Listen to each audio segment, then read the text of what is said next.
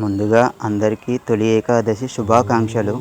తొలి ఏకాదశి ప్రాముఖ్యత గురించి తెలుసుకుందాం. తొలి ఏకాదశి ఎప్పుడు వస్తుంది? తొలి ఏకాదశి నాడే ఎందుకు కొత్త పనులు ప్రారంభిస్తారు?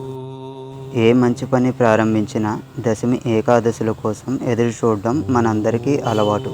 ఏడాది పొడుగునా ఉండే 24 ఏకాదశుల్లో ఆషాఢ శుక్ల ఏకాదశి తొలి ఏకాదశిగా పరిగణిస్తారు. పూర్వకాలంలో ఈ రోజునే సంవత్సర ఆరంభంగా పరిగణించేవారు. వానాకాలం మొదలైతే అనారోగ్యాలు తలెత్తడం సహజం. శరదృతువు యముడి కోరు. ఉత్తరాయణం కన్నా దక్షిణాయనం పండుగలు పబ్బాలు ఎక్కువ. లంకనం పరమ ఔషధం అనే ఉపవాస దీక్షకు నాంది తొలి ఏకాదశి. పురాణం ఏం చెప్తుందంటే, ఆషాఢ మాసము శుక్లపక్ష ఏకాదశి నాడు విష్ణుమూర్తి పాలకడలిపై యోగ నిద్రలోకి వెళ్తే సందర్భాన్ని తొలి ఏకాదశిగా పరిగణిస్తారు. స్వామి నిద్రించే రోజు కాబట్టి దీనిని శయన ఏకాదశి అని కూడా అంటారు.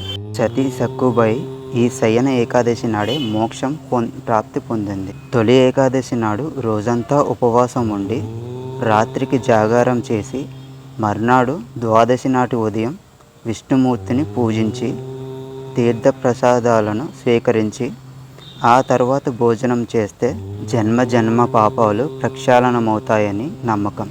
ఆ రోజు యోగ నిద్రకు ఉపక్రమించే విష్ణువు మళ్ళీ 4 నెలల తర్వాత కార్తీక శుద్ధ ఏకాదశి నాడు మేల్కొంటాడంటారు. ఈ ఏకాదశిని పద్మ ఏకాదశిగా కూడా పిలుస్తారు. ఈ యోగ నిద్ర అనేది భూమిపై రాత్రి సమయాలు పెరుగుతాయన్నదానికి సూచన. అందువల్ల ప్రజలలో నిద్ర సమయాలు పెరుగుతాయి. భవిష్యోత్తర పురాణంలో కృష్ణుడు ధర్మరాజుకు ఈ ఏకాదశి మహత్యం వివరించాడని ఉంది. దీనిని ఉత్తాన ఏకాదశి అంటారు. ఆ తర్వాత రోజు వచ్చే ద్వాదశినే క్షీరాబ్ది ద్వాదశి అంటారు. ఈ 4 నెలల కాలాన్ని పవిత్రంగా పరిగణించి అందరూ చాతుర్మాస్య దీక్ష చేసేవారు. తాళజంబుడు అనే రాక్షసుని కుమారుడు మురాసురునితో యుద్ధంలో గెలవలేక అలసిపోయిన విష్ణువు తన శరీరం నుంచి జనింపచేసిన కన్యకనే ఏకాదశి అంటారు. ఏకాదశి వ్రతాన్ని ఆచరించే రుక్మాంగదుడు మోహిని రూపంలో వచ్చి ఏకాదశి పూట పొందుకోరిన రంభను తిరస్కరించాడట. ప్రస్తుతం మఠాధిపతులు సన్యాసం తీసుకున్న వారు మాత్రమే ఈ వ్రతాన్ని ఆచరిస్తున్నారు. చతుర్మాస్య దీక్ష చేపట్టిన వారు 4 నెలల పాటు ప్రయాణాలు చేయరు. కామక్రోధాలను విసర్జిస్తారు. ఆహార నియమాల్లో కొన్ని నిషేధాలు పాటిస్తారు. జొన్న పేలాలు బెల్లం కలిపి దంచి పిండి చేస్తారు.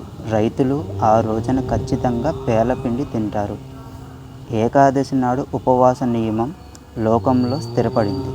సూర్యవంశంలో ప్రఖ్యాత రాజు మాంధాత, అతడు ధర్మం తప్పడు సత్యసంధుడు. అతని రాజ్యంలో ఒకసారి తీవ్ర కరువు వచ్చింది. దానితో ప్రజలు పడరాని పాటలు పడుతుంటే అంగీరసుడు సూచనపై శయన ఏకాదశి వ్రతాన్ని భక్తితో చేస్తాడు. దానితో వర్షం వచ్చి కరువు తీరి ప్రజలు సుఖంగా ఉన్నారని పురాణాలు చెబుతున్నాయి. విష్ణుమూర్తి యోగ నిద్రలోకి వెళతాడని పెద్దలు చెప్పగానే నిజంగానే దేవుడు నిద్రపోతాడా అని ఒక సందేహం కలుగుతుంది.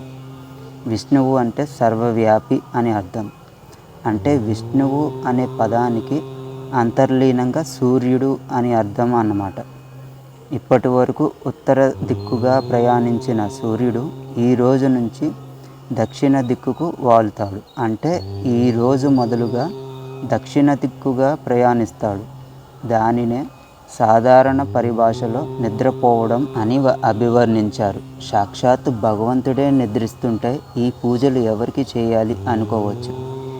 ఈ నెలలోనే ప్రకృతిలో పర్యావరణంలో మార్పులు వస్తాయి. తద్వారా మన శరీరానికి జడత్వం వచ్చి అనేక రోగాలు చుట్టుముడతాయి.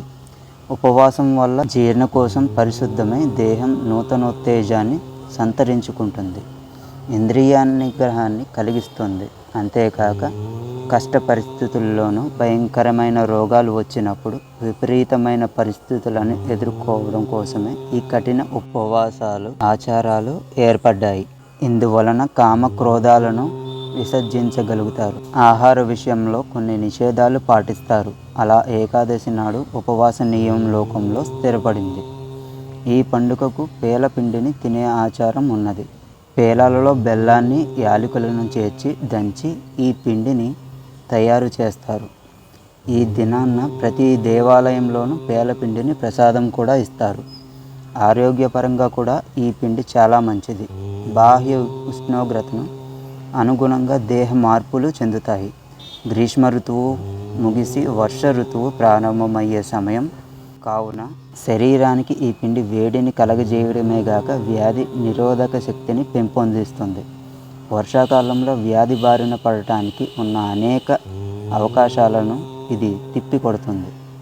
ఈ ఏకాదశి ప్రజలలో ఉండే చైతన్యానికి ప్రతీక.